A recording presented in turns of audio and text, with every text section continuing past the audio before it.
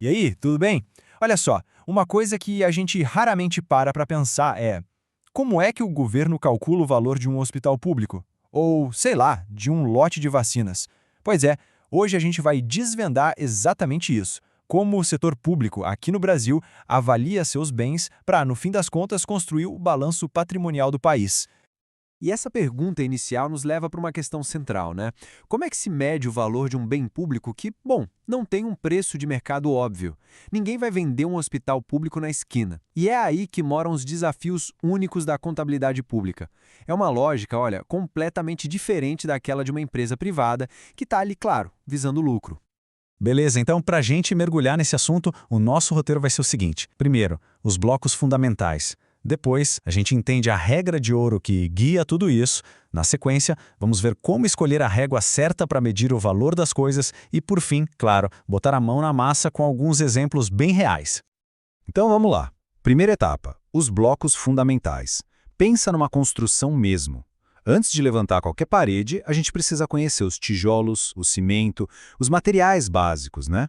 Aqui é a mesma coisa. A gente vai ver os elementos que formam toda a estrutura do balanço patrimonial público. E o primeiro bloco de construção é o ativo. E olha, se tem uma palavra para guardar aqui, essa palavra é controle. Pensa comigo. Não adianta só ter a escritura de um prédio no nome do governo.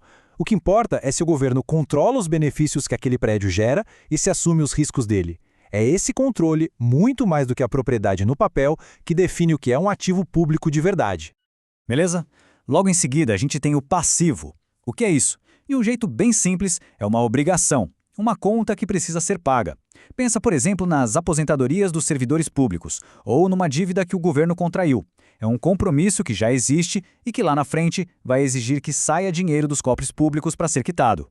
Agora, vamos falar da VPA. É a sigla para Variação Patrimonial Aumentativa. Falando no português claro, é a receita. É tudo aquilo que aumenta o patrimônio do governo, mas que não veio de um aporte dos proprietários, digamos assim. Um exemplo mais clássico de todos, a arrecadação de impostos, claro.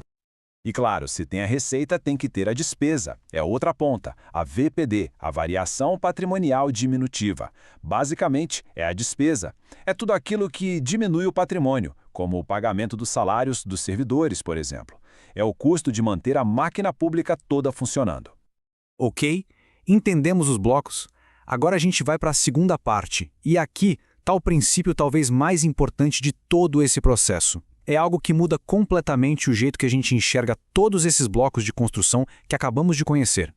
E essa grande virada de chave se chama essência sobre a forma. O que isso quer dizer? Quer dizer que a contabilidade pública não está tão preocupada em perguntar: a escritura desse imóvel está no nosso nome? Não. A pergunta mais importante, a pergunta crucial é: a gente controla esse bem? A gente assume os riscos e recebe os benefícios dele? Imagina um prédio cedido para o governo usar por 50 anos. Mesmo que a propriedade legal não seja do Estado, ele pode sim ser registrado como um ativo. Por quê? Porque o que importa é a realidade econômica, é quem tem o controle de fato.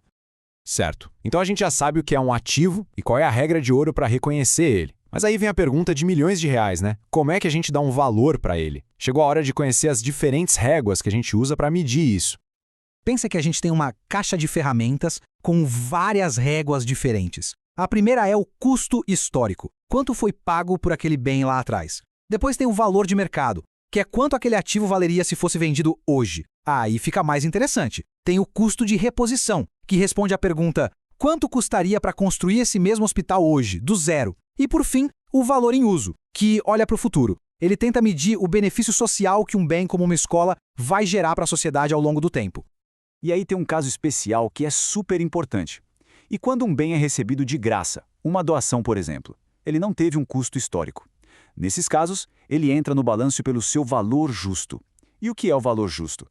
É basicamente o preço que aquele bem teria numa transação normal de mercado. Beleza, a teoria está entendida. Agora vamos para a prática, né? Vamos ver como essas réguas de medição e a regra de ouro se aplicam no dia a dia, nos ativos reais do governo. Para isso, vamos analisar 3 exemplos que são chave. Começando pelo mais direto, o caixa. O dinheiro em reais é medido pelo seu valor de face, o valor nominal. Uma nota de R$ 100 vale R$ 100. Simples assim. A única observação importante aqui é para moedas estrangeiras, como dólar ou euro, que precisam ser sempre atualizadas e convertidas para reais pela taxa de câmbio do dia. Agora, os créditos a receber como impostos que ainda devem para o governo. Aqui, o valor não é o total bruto. Ele precisa ser ajustado para a realidade. Contabiliza-se uma provisão para perdas, ou seja, já se espera que uma parte não vai pagar. E também se considera o valor do dinheiro no tempo, o efeito dos juros. Nos estoques, o propósito do item muda completamente a regra do jogo. Olha só, se o medicamento é para ser vendido, a gente usa uma régua. Se ele foi doado, a régua já é outra. Se é para distribuição gratuita, como numa campanha de vacinação, a régua de medição muda de novo. E se for para consumo interno, como material de escritório, o método é diferente mais uma vez. Resumindo, o propósito é que define o valor. Então, se a gente pudesse resumir tudo, o ponto crucial é este. Na contabilidade pública, o valor de um bem não é só um número frio, estático. Ele é quase como uma história. Uma história que é contada com base no propósito daquele bem para a sociedade, no controle que o Estado tem sobre ele e, claro, na escolha da ferramenta de medição mais correta para aquele contexto. E tudo isso nos deixa com uma reflexão final. Se a contabilidade se esforça tanto para medir o potencial de serviço dos bens públicos, talvez a verdadeira riqueza de uma nação não esteja só nos números de um balanço, né? Talvez ela esteja, de fato, na capacidade que esses ativos todos têm de gerar bem-estar e serviço de qualidade para toda a população.